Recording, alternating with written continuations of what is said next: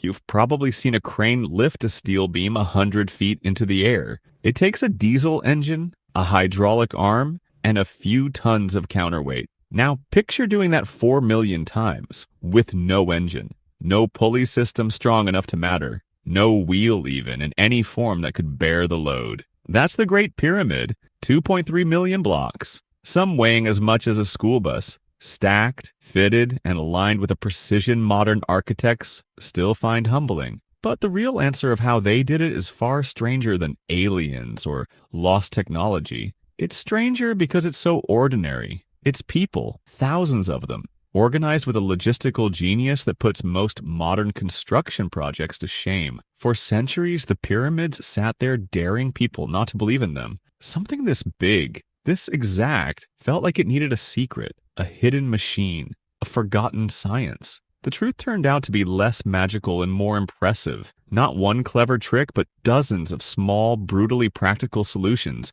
layered on top of each other by people who understood stone, water, and rope better than almost anyone alive today. Start with the ramps. For decades, the dominant image was a single straight ramp, climbing gently up one face of the pyramid, workers hauling sledges of stone up its length. It's the image in almost every textbook. It's also, according to the math, almost impossible. A ramp gentle enough to drag a 60-ton block up would need to be over a mile long by the time the pyramid reached its full height. That's more material than the pyramid itself. Something didn't add up. In 1999, French architect Jean-Pierre Houdin proposed something different. Not a straight ramp at all, but an internal spiral ramp, winding up inside the pyramid's body itself, hidden from the outside almost entirely. Picture a corkscrew tunnel wrapped just beneath the surface, wide enough for a sledge team, turning corner after corner as it climbs.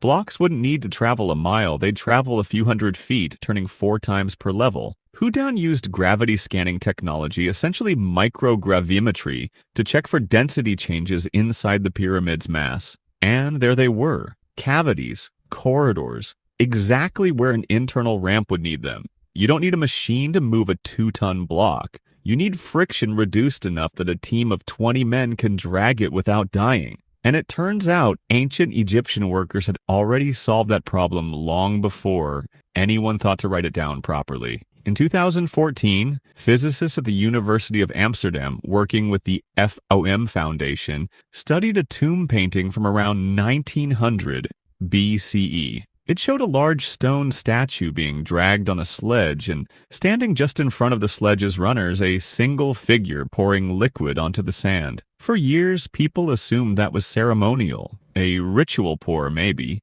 something symbolic. The physicists tested it instead. They built miniature sledges, dragged them across dry sand, then across wet sand with the exact ratio of water suggested by the painting. Dry sand piled up in front of the sledge, creating resistance, forcing workers to drag against their own pile of displaced grains. Wet sand behaved completely differently. The water created capillary bridges between individual grains, essentially gluing the sand into a firmer, smoother surface. Friction dropped by roughly half. A task that might need 45 workers on dry sand could be done by 20 on wet sand. That one pour of water wasn't a blessing. It was engineering. Where were the blocks even coming from? Here's where the workforce logistics get almost absurd in their sophistication. In 2013, French archaeologist Pierre Tallet found something nobody expected still existed. Papyrus logbooks written by a man named Merer, over 4,000 years old, describing the daily operations of a work crew hauling limestone by boat down the Nile to Giza. Real names, real schedules, entries about food rations, work quotas, boats docking and unloading. Merer wasn't a king or a priest. He was a middle manager, and his diary reads almost exactly like a modern shipping log. That detail matters more than it seems. It tells you the pyramid wasn't built by slaves under the whip, as the old Hollywood image insists. Skeletal remains found near the workers' village at Giza show broken bones that had healed, evidence of medical care. Bakeries and breweries on an industrial scale were uncovered nearby, capable of feeding thousands daily. These were paid laborers, farmers likely working seasonally when the Nile's flood made their fields unusable anyway, fed, housed, and organized into competitive crews with names like Friends of Khufu. Teams that painted their names onto blocks like a construction company logo. People who took pride in the work, which changes the emotional shape of the whole story. This wasn't forced suffering. It was, in a strange way, one of the first examples of large-scale organized labor in human history. Mark Lehner, an archaeologist who has spent decades mapping the Giza Plateau, has argued the pyramids functioned almost like a state-building exercise. Feeding, housing, and organizing tens of thousands of people every year didn't just build a monument. It built a nation's administrative capacity. Grain distribution networks, copper tool supply chains, quarrying schedules sync to the Nile's flood cycle, since barges could only move the heaviest stones when the river rose high enough to float them close to the build site. Every piece depended on every other piece working with almost modern precision, and the stone itself needed cutting tools sharp enough to shape granite, one of the hardest stones on Earth, using only copper, which is a relatively soft metal. Egyptologist Dennis Stock spent years testing this experimentally, recreating ancient tools and methods. He found that copper saws paired with an abrasive slurry of quartz sand could cut granite. Not fast, not easily. But it worked, grain by grain. The sand doing the actual cutting while the copper blades simply guided it back and forth. Slow, patient abrasion, repeated by thousands of hands over years, is how you shape stone without steel. Here's the part that should genuinely unsettle you. None of this required a single invention beyond what these people already had. No secret alloy, no lost machine, just ramps, water, ropes, sledges, organized crews, and an almost obsessive attention to logistics. The real secret weapon of the pyramid builders wasn't technology, it was coordination.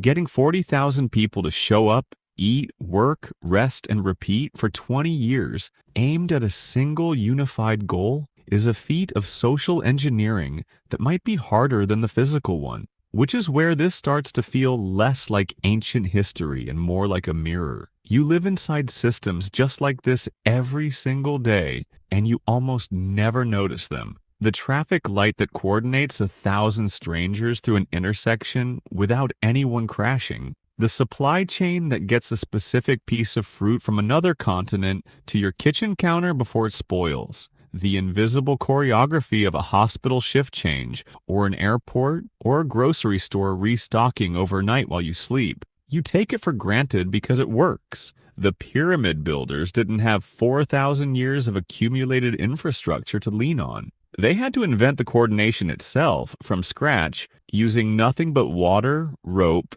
and human patience. Maybe that's the real reframe. It's not that ancient people had some forgotten machine we've lost. It's that they had something we've quietly forgotten how to value. The discipline of doing something ordinary, together, at a scale large enough to become extraordinary. You looked at a crane lifting a steel beam and thought that was impressive. It is. But somewhere beneath a limestone plateau in Egypt, there's a hidden spiral corridor built by hands, fed by bread, and guided by nothing more advanced than the water poured on sand that moved 4 million blocks into the sky. And it's still standing. Think about the scale of it again. Not the height, the rhythm. Every single day for roughly 20 years, blocks needed to arrive. Ropes needed to hold. Crews needed to eat. Miss one link in that chain and the whole operation stalls. A grain shipment delayed by a week could stall a crew of thousands. A single broken sledge runner could stop a block halfway up a spiral ramp,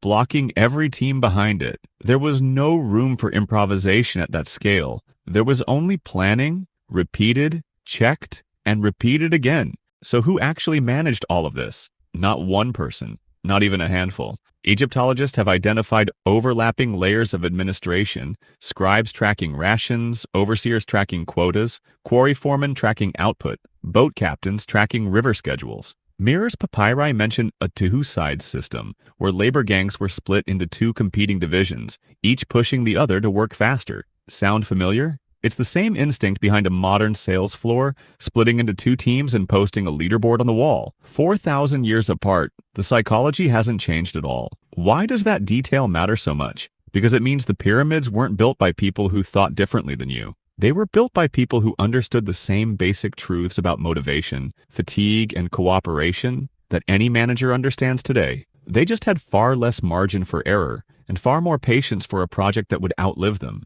Consider the granite ceiling beams sealed deep inside the king's chamber, some weighing over 50 tons, hauled not up the outside of the pyramid, but through internal passageways barely wide enough to fit them. How do you turn a 50-ton block around a tight interior corner without modern machinery? Slowly, painfully slowly, with levers, wooden rollers, and teams pulling in careful, choreographed unison, probably guided by rhythmic chanting to keep everyone's pulling motions synchronized. A single mistimed pull could crush a foot, or worse, shift the block off its rollers entirely. And here's a detail that rarely makes it into documentaries. The blocks near the base of the pyramid are enormous, some over 2 tons each, but they get progressively smaller as the structure rises. Builders weren't being lazy near the top, they were being smart. Smaller blocks meant less strain on ramps that had to climb higher and turn tighter corners the further up they went. It's the same instinct behind why a hiking backpack gets lighter as you approach the summit. You adapt the load to the terrain. Question: if this all sounds so methodical, so almost bureaucratic, why does it still feel miraculous when you stand in front of it? Maybe because coordination at that scale, sustained for that long, is rare in any era. Empires collapse under far smaller logistical strain. Modern infrastructure projects blow past deadlines by years, sometimes decades, with steel, GPS, and computer modeling on their side. And yet a civilization with none of that finished the tallest structure on Earth, a title it held for nearly 4,000 years using ropes, copper, water, and bread. There's something almost tender about that. It wasn't the pharaoh's will alone that built the pyramid. It was thousands of ordinary people, farmers and bakers and boat captains and stonecutters, all pulling in the same direction long enough for something impossible to become permanent. Their names are mostly lost. A few survive, scratched into stone by proud work crews wanting to leave a mark. The rest are anonymous, folded into the silence of the structure itself. You don't need a hidden machine to explain the pyramids. You need patience multiplied by cooperation, stretched across 20 years and tens of thousands of hands. That's the actual secret. It was never buried. It was standing in plain sight the entire time, 4 million blocks tall.